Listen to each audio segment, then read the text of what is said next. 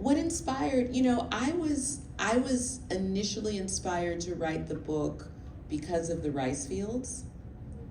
And I felt as if, and because of the Gullah Geechee, these are, my two passions. And I felt like what had been written about the raid previously didn't cover those aspects, which I thought were essential. As I got into the story, as I got into the records, and I tell people, if I was minding my business in my rice fields on the Ace Basin in South Carolina, and I encountered Harriet Tubman, what was I supposed to do, right? Just leave her there by herself? No, I had to write the book. So as I got into the book and as I got into the records, then, and I one of the first stories I found, one of the first documents was Minus Hamilton's life story. So then I wanted to identify these enslaved individuals. And as I'm trying to figure that out, I'm also doing my family history, and I stumble upon these pension files. And so this is where I then want to tell the story from the people who were impacted, the people who were liberated in it. That was also very much a motivator.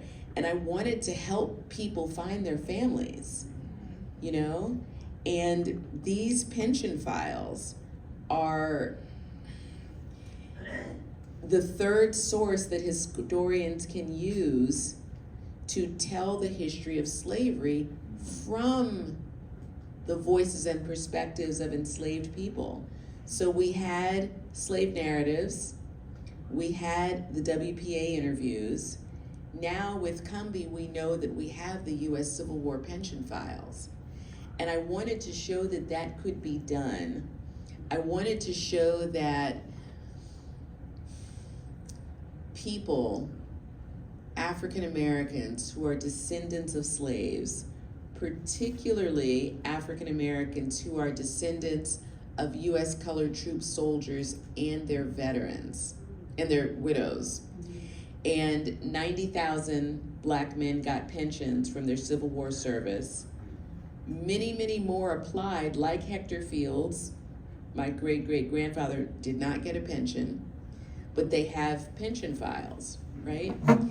That from these over 100,000 pension files, these folks now have millions of descendants.